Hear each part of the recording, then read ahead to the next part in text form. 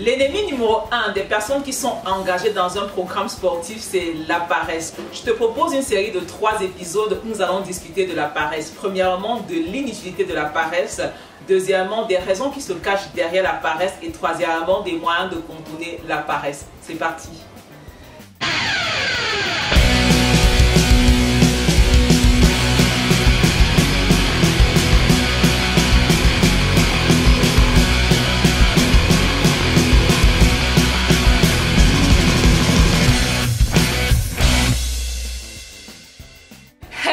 Bonjour, j'espère que tu vas bien. Je m'appelle Christelle Ngueping. Les médecins te demandent de faire du sport en moyenne 3 fois la semaine. Les coachs sportifs te donnent les exercices à faire. Et moi, je te dis comment tenir sur la durée. Lorsque je rencontre des personnes qui sont engagées dans des programmes sportifs et qui au bout de 2-3 semaines, maxi 1 mois, se sont arrêtées et que je leur demande mais pourquoi, qu'est-ce qui se passe, pourquoi tu es arrêté, on me dit toujours ah Kiki, laisse-moi comme ça, c'est la paresse. La paresse, ok, la paresse de quoi? Ah maman, quand je rentre le soir là, je suis fatiguée et le matin, maman, le matin là, je préfère moi continuer à dormir, le travail n'est pas facile et le week-end alors, je vais même te dire, maman, laisse-moi, c'est la paresse. Oh, la paresse, c'est même comment avec la paresse. Dans cet épisode, je te propose de parler de l'inutilité de la paresse. En effet, la paresse est inutile. Sérieusement, la paresse est inutile. Attends, je te raconte une petite histoire. En ce moment, je suis des consultations chez un dentiste. Ça fait maintenant 1 an. Ou depuis 1 an, je soigne seulement 2 dents. Seulement 2 dents, je vais te dire. En réalité, c'était en 2007 environ que j'ai commencé à avoir des problèmes de dents. Nous avons soigné environ 2 ou 3 dents à cette époque-là. On en a arraché une, on a plombé 2 autres. Et puis le temps passé, les années sont passées. En 2014 encore, je recommence à avoir mal aux dents. Et là encore, on a arraché une dent. Je crois qu'on a plombé une autre dent. Le temps passe encore. Et puis en 2017, on a arraché une autre dent qui aussi me faisait quelques caprices. Le temps est encore passé. Et puis l'année dernière, j'arrive chez le médecin. On me dit que j'ai 6 dents carrées tout d'un coup. Alors qu'en 2017, quand on a arraché la dent qu'on a arrachée à cette époque-là, le reste des dents était correct. Mais qu'est-ce qui s'est passé concrètement en 2 ans? Et puis je demande au médecin, dans ma famille, il n'y a pas de souci de dents. Comment ça se fait qu'en 2 ans, j'ai déjà 6 dents carrées? Elle me dit, 1, les caries se contaminent. Mais en 2, elle dit que le problème est que je ne me brosse pas les dents le soir. Hein? Je ne me brosse pas les dents le soir. En effet, je ne me brossais pas les dents le soir. Qu'est-ce qui se passait en fait? C'est que le soir, quand je suis fatiguée, que je rentre de mon boulot, j'ai mangé, j'ai regardé la télé et que je pars me coucher. Des fois, c'est quand tu es déjà sur le lit en train de dormir que tu sautes, tu te dis, mince, je ne me suis pas brossé les dents. Ah, je suis fatiguée demain. Ah, j'ai brossé les dents le matin, et puis 1 soir, et puis 2 soirs, et puis 3 soirs, et puis tu commences à prendre la mauvaise habitude de ne pas te brosser les dents. C'était mon cas en fait. Et voilà, bilan, 6 dents carrées. Me brosser les dents le soir ne me prend que 5 petites minutes. Et parce que j'ai manqué de faire ces 5 petites minutes soir après soir, je me retrouve depuis 1 année à aller à l'hôpital 2 fois le mois pour soigner mes dents. Et crois-moi, depuis 1 an là, on ne soigne que 2 dents.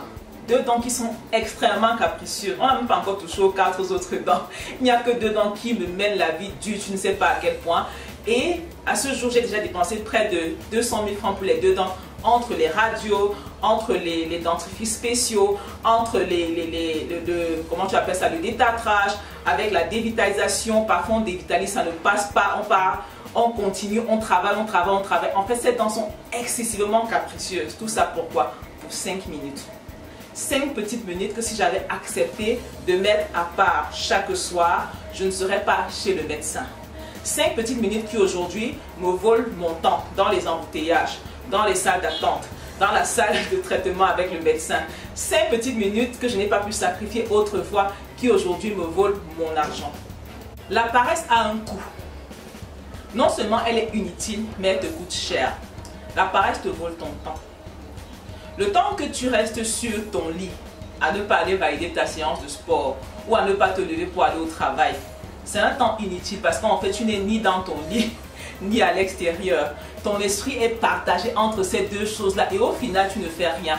Il y a une maxime que j'aime beaucoup qui dit que ne pas faire ce qu'on a à faire, c'est perdre son temps. Et c'est vrai. La paresse te vole de l'argent. L'argent, le temps, c'est de l'argent. Toutes ces fois que tu perds à ne pas faire ce que tu as à faire et que tu restes à regarder la télé ou que tu restes dans ton lit, en fait, c'est de l'argent que tu perds.